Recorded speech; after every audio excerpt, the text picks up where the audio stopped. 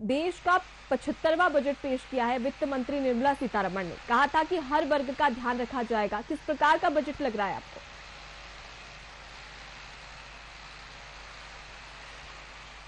बिल्कुल अनुपमा, ये जो 2023 का पूर्ण बजट जो आज प्रस्तुत किया गया है वो कहीं ना कहीं 2024 की आहट सुनाई देती है, क्योंकि 2024 में जो है मई में लोकसभा के चुनाव होने हैं और उसके पहले का ये पूर्ण बजट है। मतलब ये मोदी सरकार के कार्यकाल का आखिरी पूर्ण बजट कहा जा सकता है, क्योंकि इसके बाद जो बजट प्रस्तुत होगा वो पूर्ण बजट नहीं होगा। तो ऐसे में मोदी सरकार ने जो बजट प्रस्तुत किया है, आज वित्त मंत्री निर्मला सीतारमण ने जो बजट प्रस्तुत किया है उसमें हर वर्ग को ध्यान में रखकर ये बजट जो है वो प्रस्तुत किया गया है। चाहे वो किसान हो, युवा हो, मजदूर हो या फिर मध्यम वर्गीय परिवार हो, महिलाएं हो, तमाम वो लोगों को इस बजट में शामिल किया गया और सभी के लिए कुछ ना कुछ किया गया है। जैसे किसानों के लिए जो है ऋण का जो लक्ष्य है, कृषि ऋण का जो लक्ष्य है, डेयरी पशुपालन के लिए जो ऋण दिया जाता है उसको, वो जो लक्ष्य है उसको बढ़ाकर 20 लाख करोड़ किया गया है। मतलब किसानों पर भी पूरा फोकस किया गया है, महिलाओं पर भी फोकस किया गया है। और इसके अलावा सबसे बड़ी बात यह है कि अब जो मध्यम वर्गीय लोग हैं, जो टैक्स देते थे 5 लाख को, अब 7 लाख तक कोई टैक्स नहीं दिया गया। मतलब 7 लाख तक के जो इनकम वाले लोग हैं उनको टैक्स से राहत दे दी गई है। और इस तरह से जो इस बार का जो बजट है उसमें काफी कुछ अच्छी अच्छी योजनाओं का जिक्र किया गया है। निर्मला सीतारमण जब ये बजट प्रस्तुत कर रही थी तो वो कह रही थी कि इस बार जो है भारत की इकोनॉमी में लगातार ग्रोथ हो रहा है और लगातार देश जो है एक अच्छे आर्थिक स्थिति में जा रहा है। तो इस तरह से देश के विकास को लेकर ये बजट प्रस्तुत किया गया है। हर वर्ग को ध्यान में रखकर ये बजट प्रस्तुत किया गया है। चाहे हम एकलव्य स्कूलों के लिए 38,000 से ज्यादा शिक्षकों की भर्ती की बात कर ले, या फिर 157 नर्सिंग कॉलेज, मेडिकल कॉलेजों की तर्ज पर 157 नर्सिंग कॉलेज, मतलब स्टूडेंट के लिए एक अच्छा लाभ होगा, क्योंकि 157 नर्सिंग कॉलेज जो है देश भर में खोले जाएंगे। इसके अलावा रेलवे के विकास को लेकर 2.4 लाख करोड़ का पैकेज का ऐलान किया गया है। साथ ही साथ निजी क्षेत्रों में निवेश को भी जो है वो बढ़ाया गया है। तो इस तरह से ये जो बजट है, पूर्ण बजट मोदी सरकार का, वो कहीं ना कहीं 2024 चुनाव की आहट लेकर आया है कि किस तरह से सभी वर्ग को लुभाने का इसमें प्रयास किया गया है। जी अनुपमा, अगर हम युवाओं की बात कर ली जाए और देखा जाए श्रीकांत, तो 2024 में लोकसभा चुनाव और इसके बाद में ये विधानसभा चुनाव, क्या लगता है कि इस बजट से कितना असर पड़ने वाला है? क्योंकि सरकार ने तो पूरी कोशिश की है कि लोगों को लुभाया जा सके, लेकिन क्या वाकई में सरकार ऐसा कर पाई है?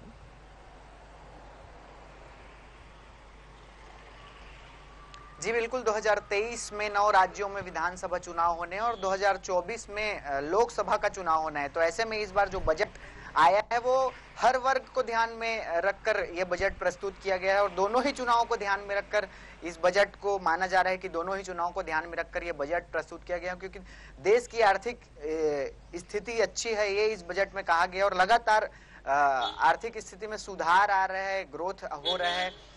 तमाम जो चीजें हैं इकोनॉमी को लेकर वो अब सुधार रही है, क्योंकि कोरोना संक्रमण काल के समय जो स्थिति थी, जो समय था, उसमें अब धीरे धीरे परिवर्तन आ रहे हैं। व्यापारियों के लिए काफी कुछ इस बजट में दिया गया है, युवाओं के लिए दिया गया है, स्टार्टअप खोलने को लेकर कई तरह की योजनाएं संचालित की जा रही है। गरीबों को जो मुफ्त में जो अनाज मिलता था उसको 1 साल के लिए और बढ़ा दिया गया है। किसानों के ऋण का लक्ष्य जो है वो 20 लाख करोड़ कर दिया गया है। महिलाओं के लिए काफी कुछ किया गया है, कर्मचारियों के लिए दिया गया है। और जो किसान हैं, जो मोटे अनाज उगाते हैं, छत्तीसगढ़, वैसे भी छत्तीसगढ़ में जो है अभी मिलेट मिशन का जो है खुद प्रधानमंत्री नरेंद्र मोदी छत्तीसगढ़ के मिलेट मिशन की तारीफ कर चुके हैं। यहाँ जो मिलेट कैफे लगता है उसकी तारीफ कर चुके हैं। तो कहीं ना कहीं इस बार जो बजट प्रस्तुत हुआ है वो सभी वर्ग को ध्यान में रखकर हुआ है। और जो 9 राज्यों के विधानसभा चुनाव होने हैं और लोकसभा चुनाव जो 2024 में होने हैं उसको ध्यान में रखकर इस बार के बजट को जो है प्रस्तुत किया गया है। जी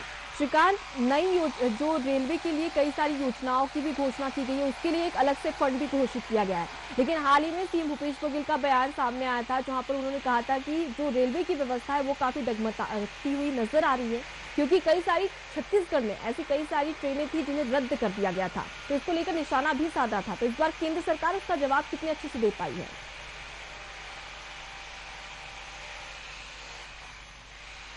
जी बिल्कुल, लगातार जो रेलवे ट्रेनों को रद्द करती है उस पर सियासत भी चलते रहती है। खासकर छत्तीसगढ़ से जब जो गुजरने वाली ट्रेनें हैं जब उनको रद्द किया जाता है तो यहाँ पर जमकर सियासत होती है। कई बार मुख्यमंत्री भूपेश बघेल रेल मंत्री को पत्र लिख चुके हैं। इसके अलावा कई बार यहाँ के जो सांसद हैं वो भी सरकार के सामने आग्रह कर चुके हैं कि जो छत्तीसगढ़ से गुजरने वाली रेल है उनको ज्यादा रद्द न किया जाए। लेकिन बार बार छत्तीसगढ़ से गुजरने वाली ट्रेनों को जब रद्द किया जाता है तो छत्तीसगढ़ की जो राज्य सरकार है वो जो है अपना आक्रोश जाहिर करती है, क्योंकि छत्तीसगढ़ के जो लोग हैं वो कहीं ना कहीं ज्यादातर ट्रेनों से सफर करते हैं। दूर दराज के लिए ट्रेन ही एक ऐसा माध्यम है। तो छत्तीसगढ़ सरकार का गुस्सा भी जो है वो जायज होता है। और उन्होंने कहा भी था मुख्यमंत्री भूपेश बघेल ने कि बजट प्रस्तुत कर रहे हैं ठीक है, लेकिन एक व्यवस्था में सुधार भी होनी चाहिए। जो रेलवे की व्यवस्था है, ये जो बार बार ट्रेनें रद्द की जाती हैं, उस व्यवस्था में सुधार होना चाहिए। हालांकि इस बार के बजट में 2.4 लाख करोड़ का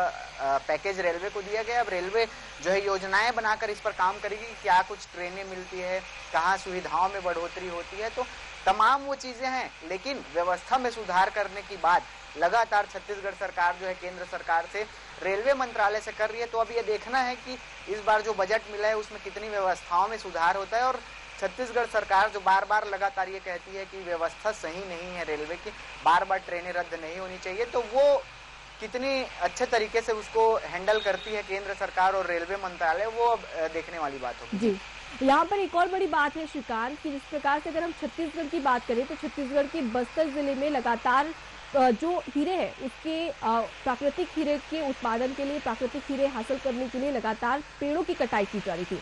लेकिन इस बार जो केंद्र सरकार है उसने अपने बजट में इस बात पर फोकस किया है कि जो प्रयोगशाला में जो उत्पन्न किए जाते हैं हीरे, जो हीरे बनाए जाते हैं, उस पर ज्यादा फोकस किया गया है। तो कितना फायदा मिलता नजर आएगा इन सब चीजों से?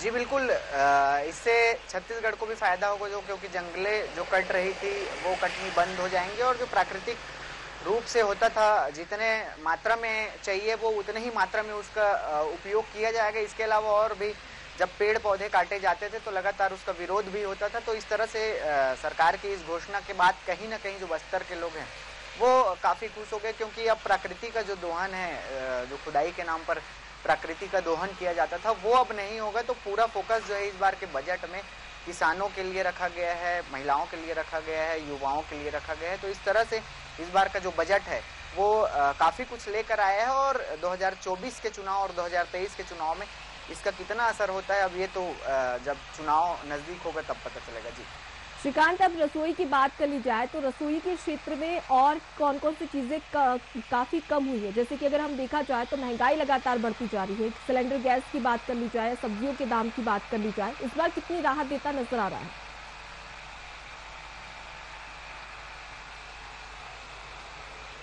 जी बिल्कुल, महंगाई को लेकर लगातार पूरे देश भर में आक्रोश है, क्योंकि विपक्षी दल जो है लगातार महंगाई को मुद्दा बनाकर मोदी सरकार को घेरती आ रही है। काफी समय से देश में महंगाई जो है काफी उच्चतम स्तर पर पहुंच चुका है, चाहे वो सब्जियों के दाम हो, पेट्रोल डीजल के दाम हो। तो लगातार मोदी सरकार को विपक्ष जो है महंगाई के मुद्दे पर घेरती नजर आई है। और आज जो बजट प्रस्तुत किया गया है उसमें कहीं ना कहीं ये बताने का प्रयास किया गया है कि देश जो है आर्थिक रूप से काफी अच्छा है और देश आर्थिक रूप से ग्रोथ कर रहा है। मतलब देश की अर्थव्यवस्था आगे बढ़ रही है। सकल घरेलू उत्पादन की बात कर ले या फिर राजकोषीय घाटे की बात कर ले, तो इन तमाम आंकड़ों से ये साफ बताने का प्रयास किया जा रहा है कि अब देश जो है आर्थिक स्थिति देश की बेहतर है और उन्नति की दिशा में है। और पूरा विश्व जो है इस समय भारत को देख रहा है, क्योंकि भारत लगातार विकास कर रहा है, विकसित देश है। तो ऐसे में सबकी नजर भारत पर है और भारत की जो अर्थव्यवस्था है वो लगातार अच्छी होती जा रही है। हालांकि विपक्ष आज भी और अब भी ये कह रहे हैं कि महंगाई पर मोदी सरकार ने किसी तरह का कोई राहत नहीं दिया है। जी। अगर बात कर ली जाए तो वित्त मंत्री निर्मला सीतारमण ने सबसे पहले अपना बयान दिया था बजट पेश करने से पहले कि ये जो बजट है वो भारत को सर्वोच्चता की ओर लेकर जाएगा और इसी के चलते हर वर्ग का ध्यान रखा जाएगा। क्या वाकई में इस बजट में हर वर्ग का ध्यान रखा गया है?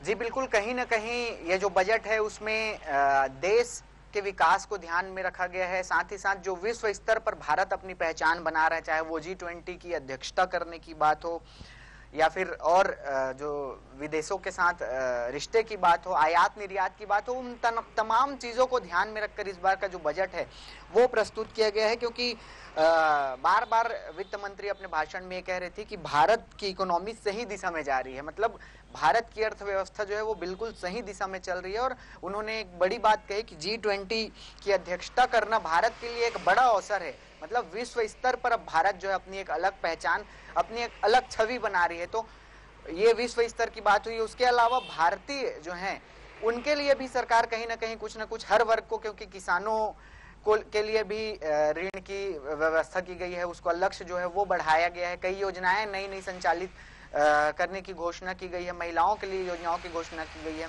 इसके अलावा जो बेरोजगारी की बात लगातार विपक्ष उठाता है, तो इस बार जो एकलव्य विद्यालय है उनमें 38,800 शिक्षकों की भर्ती का ऐलान इस बजट में किया गया है। तो कहीं ना कहीं जो बेरोजगारी की बात लगातार विपक्ष करती है, तो उसके जवाब में ये जो भर्तियां हैं उसको करने की घोषणा इस बार के बजट में की गई है। तो इस तरह से केंद्र सरकार ने जो बजट प्रस्तुत किया है, वित्त मंत्री ने जो बजट प्रस्तुत किया है, उसमें कहीं ना कहीं हर वर्ग को ध्यान में रखकर ये अपना आखिरी और पूर्ण बजट केंद्र सरकार ने प्रस्तुत किया।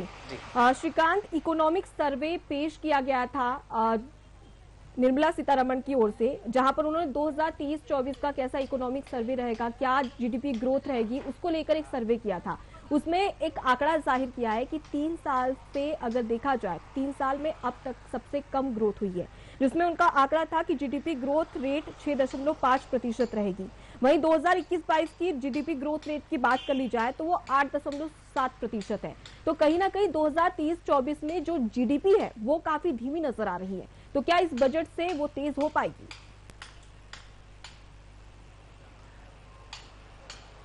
जी बिल्कुल। जब आर्थिक सर्वेक्षण किया गया था, इकोनॉमिकल सर्वे जब किया गया था, उसका रिपोर्ट जब प्रस्तुत किया गया था, कल जब संसद का बजट सत्र शुरुआत हुआ था, तो उसमें ये तमाम चीजें नजर आई थी कि जीडीपी का ग्रोथ है वो 6 है। तो इस तरह से आज अभी तक जो बजट प्रस्तुत किया गया है उसको इसी को ध्यान में रखकर किया गया है कि ताकि देश की जो जीडीपी है वो अच्छे तरह से चलता रहे। क्योंकि आज भी भाषण में वित्त मंत्री ने बताया कि एक लक्ष्य जो रखा गया है जीडीपी को लेकर, उस पर हम धीरे धीरे काम कर रहे हैं, धीरे धीरे आगे बढ़ रहे हैं। राजकोषीय घाटा जो है वो उसका आंकड़ा वित्त मंत्री ने बताया। तो आज के जो बजट में हर वर्ग को ध्यान में रखा गया, जनता के जेब में पैसा डालने, सीधे पैसा डालने का प्रयास इस बजट के माध्यम से किया गया है। लोगों को राहत देने का जो प्रयास है वो किया गया है, क्योंकि अब 7 लाख तक कोई टैक्स नहीं लगेगा। तो ऐसे में जो मध्यम वर्गीय लोग हैं जो टैक्स पटाते थे, उनके लिए एक बड़ी राहत की बात है। इसके अलावा जो किसान है, अब वो अपना व्यवसाय करने के लिए ऋण ले सकते हैं, उसका भी लक्ष्य 20 लाख करोड़ बढ़ा दिया गया है। तो इस तरह से अब मोदी सरकार ये प्रयास कर रही है कि जनता के जेब में सीधे पैसा डाला जाए, और किसी तरह से जनता के जेब में जब पैसे जाएगा तो वो मार्केट में आएगा, और जब वो मार्केट में आएगा तो देश की जो जीडीपी है वो अपने आप बढ़ने लगेगी। तो इस तरह से जीडीपी को बढ़ाने का प्रयास जो है वो किया गया है, जो ग्रोथ रेट है उसको बढ़ाने का प्रयास किया गया है, ताकि देश का जो अभी आर्थिक स्थिति जिस रास्ते पर जा रही है, क्योंकि वित्त मंत्री कह रही थी बार बार कि देश का इकोनॉमिकल कंडीशन जो है काफी बेहतर हो रहा है। तो इस तरह से देश की आर्थिक स्थिति को सुधारने के लिए सीधे जनता की जेब में पैसा डालने का प्रयास मोदी सरकार कर रही है, और इससे जीडीपी में भी काफी अच्छी बढ़ोतरी होने की संभावना इस बार के बजट में जताई जा रही है। जी, तो कुल मिलाकर देखा जाए तो रोजगार को लेकर अगर बात की जाए तो रोजगार का ध्यान रखा गया है विशेष तौर पर। लेकिन हम स्कूलों की बात करें, शिक्षा की बात करें, तो सरकारी स्कूलों में कितनी सुधार आ सके, शिक्षा को लेकर कितना सुधार आ सके, क्या इस पर फोकस किया गया है?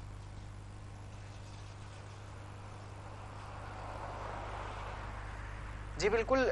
शिक्षा के क्षेत्र में सुधार लाने के लिए लगातार, चाहे वो राज्य सरकार की बात कर ले या फिर केंद्र सरकार की बात कर ले, लगातार वो प्रयास करते जा रही है कि किस तरह से शिक्षा के क्षेत्र में सुधार हो सकता है। और इसी का एक उदाहरण आज बजट के समय दिया गया कि 38,800 शिक्षकों की भर्ती का ऐलान किया गया है। मतलब शिक्षा के स्तर में सुधार लाने के लिए इस तरह के प्रयास केंद्र सरकार कर रही है कि टीचरों की जो कमी है उसको दूर किया जाए। टीचरों की कमी दूर होगी तो शिक्षा का स्तर अपने आप में बढ़ेगा। इसके अलावा साक्षरता को एनजीओ के माध्यम से संचालित करने के लिए, साक्षरता के जो चीजें हैं उनको एनजीओ के माध्यम से, एनजीओ के साथ रहकर संचालित करने। इसके अलावा बच्चों के लिए भी ई पुस्तकालय के निर्माण और बहुत सारी जो चीजें हैं, बहुत सारी जो घोषणाएं हैं, वो आज के इस बजट में देखने को मिला है। इसके साथ साथ जो छात्र हैं उनको मेडिकल की पढ़ाई में किसी तरह की कोई दिक्कत ना हो, किसी तरह की कोई दिक्कतों का सामना ना करना पड़े।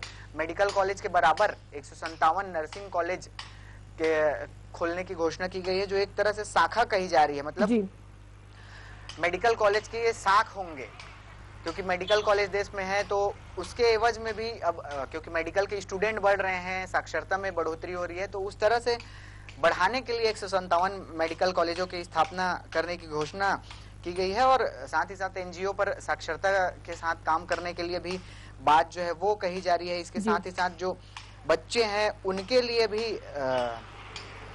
पुस्तकालय खोलने की घोषणा यहाँ पर आज के बजट में की गई है। अध्यापकों के लिए उत्कृष्ट संस्थान शुरू किए जाएंगे, मतलब अध्यापक जो हैं वो उत्कृष्ट संस्थान में पढ़ाई करेंगे और जानकारी लेंगे, उसके बाद वो जो है बच्चों को अच्छी शिक्षा दे पाएंगे। तो इस तरह से शिक्षा के क्षेत्र में भी काफी कुछ काम इस बार मोदी सरकार ने घोषणा में की है और लगातार शिक्षा के क्षेत्र में बढ़ोतरी करने के लिए कई तरह के ऐलान सरकार हर बार के बजट में करते हैं और इस बार के बजट में जो है काफी कुछ नया देखने को मिला है। जी, लेकिन श्रीकांत, बात कर ले मजदूर वर्ग की, तो कहीं ना कहीं मजदूर वर्ग छूटता हुआ नजर आया इस बजट में, क्योंकि किसानों की बात की, शिक्षा की बात की, या बच्चों की बात की, अध्यापकों की बात की, तमाम भर्ती भी निकाली गई है राज्य सरकार की ओर से, केंद्र सरकार की ओर से, और ये घोषणा भी की गई है। लेकिन मजदूर वर्ग की बात की जाए तो क्या मजदूर वर्ग का ध्यान रखा गया है?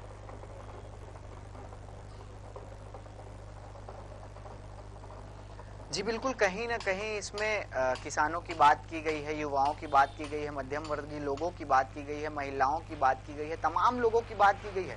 लेकिन मजदूर वर्ग के लिए कुछ खास नजर नहीं आ रहा है, क्योंकि आज भी महंगाई जो है कम नहीं हो रही है और हालांकि कुछ सामान सस्ते हुए हैं, चाहे वो मोबाइल की बात कर ले, बाइसिकल की बात कर ले, वो जो तमाम चीजें वो सस्ती हुई है। लेकिन मजदूर वर्ग जिन चीजों का उपयोग करता है उनमें राहत की संभावना कम नजर आ रही है, क्योंकि अब जब ये बजट पूरी तरह से कौन कौन से विभाग को कितने का बजट आवंटित किया गया, इसकी जब जानकारी पूरी तरह से आ जाएगी, उसके बाद ये तय होगा कि किस तरह से उस बजट पर काम होना है, किस तरह से सभी अपने अपने विभाग उसको लेकर योजनाएं बनाएंगे। लेकिन आज के जो बजट भाषण में मजदूरों का जिक्र कम हुआ है, किसानों का जिक्र हुआ है, महिलाओं का जिक्र हुआ है, युवाओं का जिक्र हुआ है, मध्यम वर्गीय लोगों का जिक्र हुआ है, लेकिन मजदूरों का जिक्र काफी कम हुआ है। हालांकि सरकार ने जो है कृषि ऋण में बढ़ोतरी कर दी है कि कहीं ना कहीं जो मजदूर है अगर वो खेती किसानी करते हैं तो वो ऋण लेकर जो है खेती किसानी कर सकते हैं। स्टार्टअप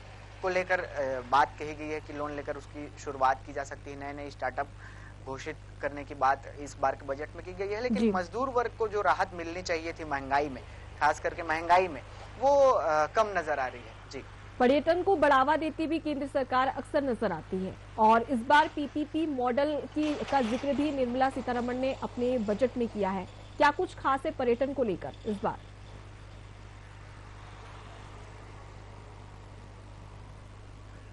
जी बिल्कुल, पर्यटन को बढ़ावा देने के लिए लगातार केंद्र सरकार प्रयास करती है और लगातार उस पर काम भी किए जाते हैं। तो इस बार जो है पीपीपी मॉडल के तहत अब पर्यटनों को बढ़ावा दिया जाएगा। होटल मोटल जो होते हैं पर्यटन के क्षेत्र में, उनको बढ़ावा पीपीपी मॉडल के माध्यम से दिया जाएगा, ताकि जो लोग हैं उनको एक अच्छी सुविधा जब वो पर्यटन करने जाते हैं तब वो मिल सके। तो सरकार जो चाह रही है कि देश का जो पर्यटन स्थल है, क्योंकि भारत का जो पर्यटन है वो विश्व स्तर पर काफी चर्चित है, क्योंकि भारत में बहुत सारे ऐसे जगह हैं जो विश्व स्तर पर चर्चित हैं। तो इस तरह से सरकार चाहती है कि विदेशों से भी लोग आएं और उनको एक अच्छी सुविधा भारत में मिले, ताकि विश्व स्तर पर भारत की सराहना हो। तो इस तरह से पीपी मॉडल पर जो है काम किया जा रहा है और पर्यटन के क्षेत्र में लगातार बढ़ावा देने के लिए सरकार जो है प्रयास कर रही है। जी श्रीकांत, इस बार मेजबानी मिली है G20 की, जहां पर भारत देश अध्यक्षता करते नजर आएगा, तो उसको लेकर क्या विशेष ध्यान रखा गया है?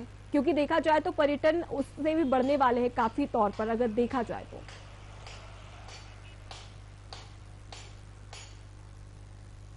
जी बिल्कुल, G20 की अध्यक्षता इस बार भारत को मिलना अपने आप में काफी अहम हो जाता है, क्योंकि G20 की अगर हम अध्यक्षता कर रहे हैं तो विश्व पटल पर हमारी जो पहचान है हमारी, वो काफी अच्छी हो जा रही है। और विश्व पटल पर एक जब किसी देश का ऐसे प्रतिनिधित्व करने का मौका मिलता है तो विश्व के अन्य देश जो हैं वो समझ जाते हैं कि भारत कोई भी देश, भारत जो है वो अब काफी विकसित देश है और काफी अच्छी यहाँ की सुविधाएं हैं। तो उस हिसाब से G20 की जब अध्यक्षता की बात सामने आई तो खुद प्रधानमंत्री नरेंद्र मोदी ने जो जिन जिन राज्यों में बैठकें होनी है उनके मुख्यमंत्रियों के साथ, मंत्रियों के साथ, अधिकारियों के साथ बैठक करके साफ निर्देशित किया कि ये अध्यक्षता हम कर रहे हैं और इस पर तमाम वो सुविधाएं विदेशी मेहमान जो आएंगे उनको मिलनी चाहिए। छत्तीसगढ़ में भी मुख्यमंत्री भूपेश बघेल ने, क्योंकि छत्तीसगढ़ में भी बैठक होनी है G20 की, तो मुख्यमंत्री भूपेश बघेल ने भी इसकी बैठक में कहा है, निर्देश किया है कि विश्व स्तरीय सुविधाएं जो है यहाँ विदेशी मेहमानों को दिया जाए, यहाँ आने वाले लोगों को दिया जाए। तो इस तरह से लगातार केंद्र सरकार यही प्रयास कर रही है जब से G20 की अध्यक्षता हमारे देश को मिली है, तब से कि विश्व स्तर की सुविधाएं विकसित की जाएं। ऑलरेडी बहुत सारी जगहों पर विश्व स्तरीय सुविधाएं हैं और भी उन सुविधाओं में बढ़ोतरी की जाए ताकि जो विदेशी मेहमान यहाँ आएंगे उनको किसी तरह की कोई दिक्कतों का सामना नहीं करना पड़े और विश्व स्तर पर भारत जो है अपनी एक अलग पहचान बनाए। जी, तो कुल मिलाकर देखा जाए तो इस बजट से काफी उम्मीदें थी और कुछ हद तक ये बजट पर उम्मीदें खड़ी भी हुई है। बहुत शुक्रिया श्रीकांत तमाम बातचीत के लिए, तमाम चर्चा के लिए। तो वित्त मंत्री निर्मला सीतारमण ने अपना 5वां और देश का 75वां बजट पेश कर दिया है और इसके चलते कहा जा रहा था कि 9 राज्यों में विधानसभा चुनाव और 2024 में लोकसभा चुनाव, इसके मद्देनजर ये बजट पेश किया जाएगा और काफी कयास भी लगाए जा रहे थे कि लोक लुभाना ये बजट होगा। लेकिन ऐसे में अगर देखा जाए तो शिक्षा की बात कर ली जाए या मेडिकल के क्षेत्र में बात करें या रोजगार और साथ ही तमाम कंपनियों की बात करें या फिर केंद्र सरकार की ओर से जो योजनाएं लाई जा रही है उसकी बात करें, हर वर्ग का ध्यान रखा गया है। लेकिन कहीं ना कहीं यहाँ पर मजदूर वर्ग छूटता हुआ नजर आ रहा है। अब इस पर देखने वाली बात होगी कि केंद्र सरकार इस पर कितना फोकस कर पाती है। बहरहाल इस बजट को काफी अच्छा बजट माना जा रहा है, लेकिन अब कई सारे ऐसे सेक्टर्स हैं जिन पर बात की जानी चाहिए, जिन पर केंद्र सरकार का फोकस होना था, जो कि नहीं हुआ है।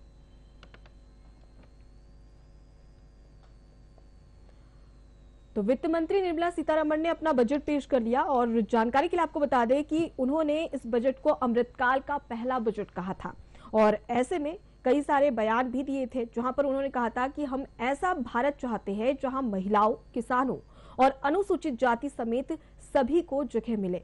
और अब ऐसे में देखने वाली बात है कि क्या वाकई में इस बजट में सभी को जगह मिली है या नहीं। बहरहाल कई सारी चीजें और कई सारी घोषणाएं भी की गई है इस दौरान और अब ऐसे में विपक्ष इसको लेकर क्या प्रतिक्रिया देता है ये भी खास होगा, क्योंकि विपक्ष किसी भी प्रकार से इस मुद्दे को अपने हाथ से नहीं जाने देगा। 9 राज्यों में विधानसभा चुनाव और फिर 2024 में लोकसभा चुनाव। तो ऐसे में केंद्र सरकार का फोकस तो था कि कहीं ना कहीं लोगों को लुभाया जा सके, लेकिन अब विपक्ष किस प्रकार से इस बजट को लेकर निशाना साधता है केंद्र सरकार पर, विपक्ष की क्या तैयारी है, ये भी देखने वाली बात होगी।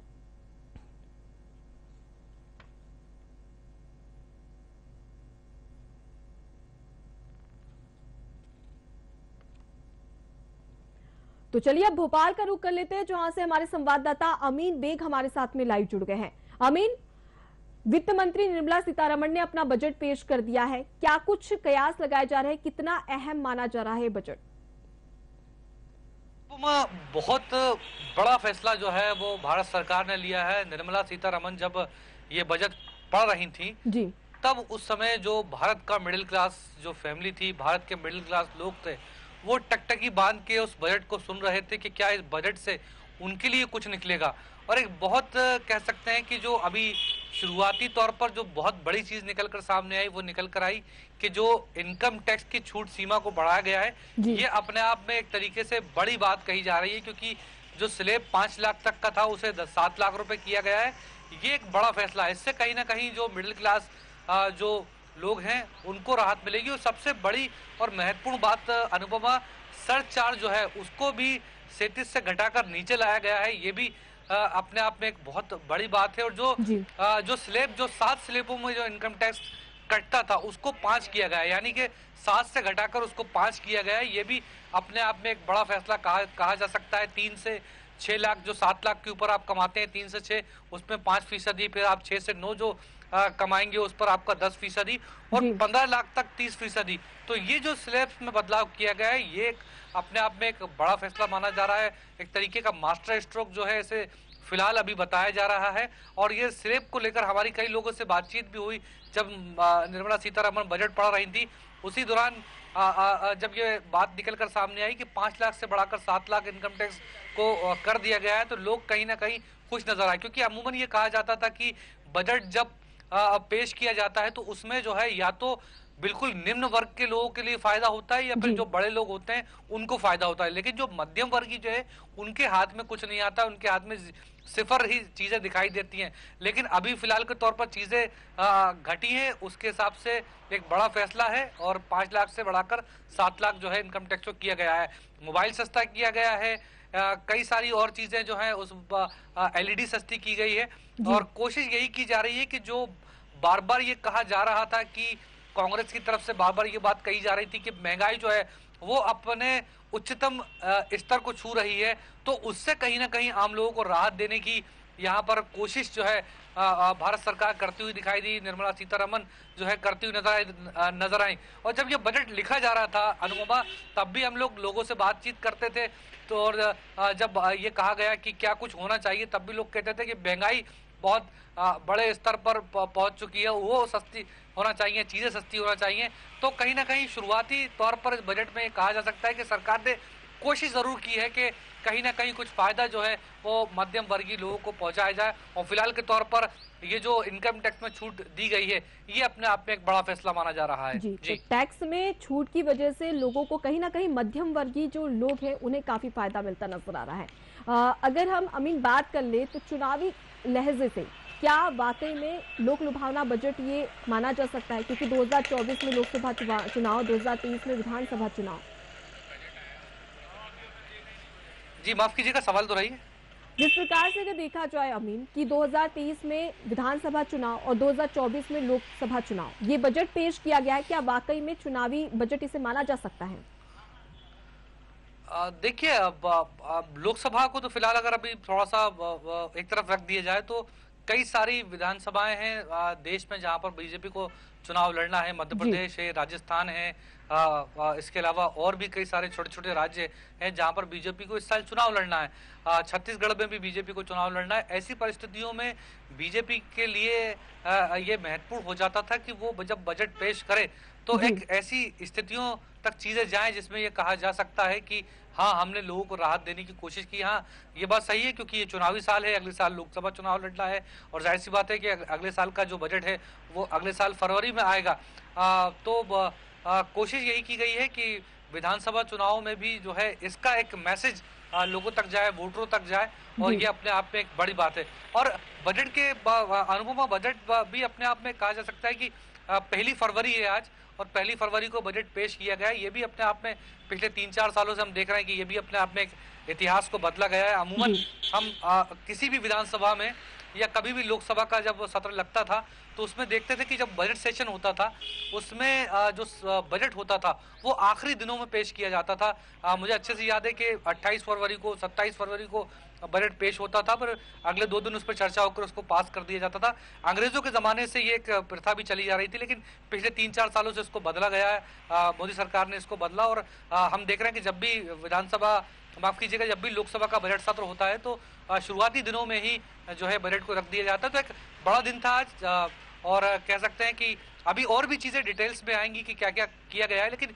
शुरुआती तौर पर जो चीज़ें समझ में आ रही हैं कि कोशिश यही की गई है जैसे कि LED को सस्ता, मोबाइल को सस्ता करके और भी जो दीगर दूसरी चीज़ें हैं जो रोज़मर्रा आपके इस्तेमाल में होती हैं उसको सस्ता किया गया। सबसे बड़ी बात यह है कि सर्च चार्ज जो है उसको घटाकर 37 से जो नीचे लाया गया है, ये अपने आप में एक बड़ा फैसला कहा जा सकता है, क्योंकि इससे जो आम आदमी की जो जेब में इनकम आएगी उसमें कहीं ना कहीं जो है उसमें बढ़ोतरी होगी। क्योंकि अमूमन ये होता था कि आप अगर सर्च चार्ज को ले लीजिए तो 100 रुपये में जो है आपको तकरीबन 47 रुपये जो है आपकी जेब में बचा करते थे। बाकी सारी चीज़ें जो है वो टैक्सों के माध्यम से कट के चली जाया करती थी। तो अब कहीं ना कहीं जो है इससे आम लोगों को फायदा होगा। सरचार्ज को घटाया गया है और इनकम टैक्स का जो स्लैब है उसको भी कम किया गया है। जी। युवाओं की बात कर ले अमीन, तो अक्सर युवा चाहते हैं कि कुछ अपना स्टार्टअप करें, उसको लेकर केंद्र सरकार ने कितना फोकस किया और युवाओं की कितनी मदद करते हुए केंद्र सरकार नजर आ रही है? देखिए बिल्कुल ये बहुत बहुत महत्वपूर्ण हो जाता है, क्योंकि आप देखिए एमएसएमई की अगर हम बात कर लें तो एमएसएमई के जरिए कोशिश जो है वो मध्य प्रदेश सरकार की, भारत सरकार की यही रहती है कि जो छोटे छोटे जो उद्यमी हैं, जो बिजनेस करना चाहते हैं, उनको जो है फायदा पहुंचाया जाए। हाँ, ये जरूर है कि अभी थोड़ा सा और भी डिटेल्स पढ़ना बाकी है, कि और भी डिटेल्स देखना होंगी कि क्या क्या चीजें और जो है इस बजट में निकल कर सामने आएंगी। लेकिन कोशिश यही की गई है कि एमएसएमई के जरिए जो है जो छोटे जो उद्यमी हैं, जो स्टार्टअप करना चाहते हैं, जो अपने व्यापार करना चाहते हैं, कंपनीज खोलना चाहते हैं, उनके लिए भी इस बजट में प्रावधान किया गया है। और जब निर्मला सीतारमन बजट पढ़ रही थी तब भी उन्होंने इस बात का जिक्र किया था। जी। भारत देश में कहा जाता है कि आदिवासी की जो संख्या है वो काफी ज्यादा है, और ऐसे में ये भी कहा जाता है कि आदिवासी वर्ग जिसके साथ और सत्ता की चाबी उसी के हाथ। और ऐसे में इस बजट में कहीं ना कहीं आदिवासी पर भी फोकस किया गया है, जहां पर स्कूलों के निर्माण की बात भी कही गई है। देखिए बिल्कुल आदिवासियों को साधने की कोशिश हमेशा से रही है। हालांकि ये बात अलग है कि जब वक्त बदला तो फिर वो वोटरों में तब्दील हो गए, लेकिन पहले जब आदिवासियों को के हित की कोई बात की जाती थी तो उनको उनके जीवन स्तर को बेहतर करने की बात की जाती रही है। लेकिन अब ये बात अलग है कि अब वो एक तरीके से वोटर बन के रह गए, चाहे मध्य प्रदेश हो या भारत की राजनीति हो, उसमें हमेशा कोई भी वर्ग हो, चाहे आदिवासी ले लीजिए चाहे दूसरे वर्गों को ले लीजिए, हमेशा राजनीति के चश्मे से अगर उसको देखा जाए तो वो हमेशा एक वोटर के तौर पर ही देखा जाता है। और हमने देखा है कि जब कभी भी इस तरीके के इनिशिएटिव या इस तरीके के फैसले बजट में या कोई और सेशन में लिए जाते हैं तो उसका सीधा मकसद जो होता है वो वोटरों के जरिए अपने सत्ता को बचाए रखने की कोशिश रहती है, या वोटरों के जरिए विपक्ष से निकलकर आप सत्ता के सिंहासन तक जब पहुंचते हैं तो कोशिश यही रहती है, चाहे आदिवासी हो या दूसरे वर्ग हो, उनको साधा जाए। वही हमको फिलहाल दिखाई दे रहा है। जैसा कि मैंने शुरुआती तौर पर अनुपमा यहाँ कहा भी कि ये साल भी बहुत महत्वपूर्ण हो जाता है। 2023 छत्तीसगढ़ है, राजस्थान है, मध्य प्रदेश है, और भी छोटे अन्य राज्य, वहां पर बीजेपी को चुनाव लड़ना है, और उसके बाद लोकसभा का चुनाव है। हालांकि पिछले लोकसभा के चुनाव में एक चमेंडिस कह सकते हैं कि एक परफॉर्मेंस जो थी वो देखने को मिली। 300 प्लस सीटें जो है वो बीजेपी के खाते में गई थी, और बीजेपी चाहती है कि जनता के बीच में एक ऐसा माहौल अब बनाया जाए, क्योंकि पिछले 2-3 सालों की बात कर ली जाए तो लगातार ये कहा जाता रहा, क्योंकि महंगाई दर जो है वो लगातार बढ़ती रही और जो विकास दर है वो भी उतने अच्छे स्तर पर देखने को नहीं मिली।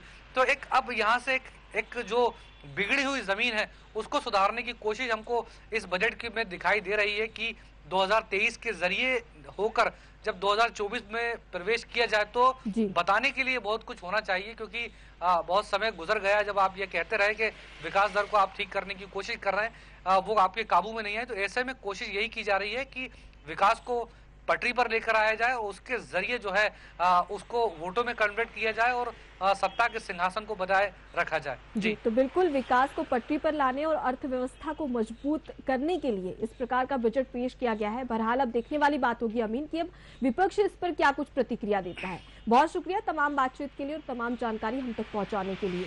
तो वित्त मंत्री निर्मला सीतारमण ने अपना बजट पेश कर दिया है और इसके चलते हर वर्ग का ध्यान रखे जाने की बात भी इस बजट में कही जा रही है। लेकिन अब देखने वाली बात है कि विपक्ष इस पर किस प्रकार से निशाना साधता है और साथ ही इस बजट में और क्या कुछ खास निकलकर सामने आता है। वहीं पर अगर हम बात कर ले तो अब इसके बाद में कई सारे ऐसे मुद्दे हैं जिस पर संसद हंगामेदार होने के आसार भी नजर आ रहे हैं। और बहरहाल अब बजट पर विपक्ष अपनी ओर से क्या कुछ प्रतिक्रिया करता है और साथ ही साथ अपनी क्या बातें रखता है बजट को लेकर, अब वो भी देखने वाली बात होगी।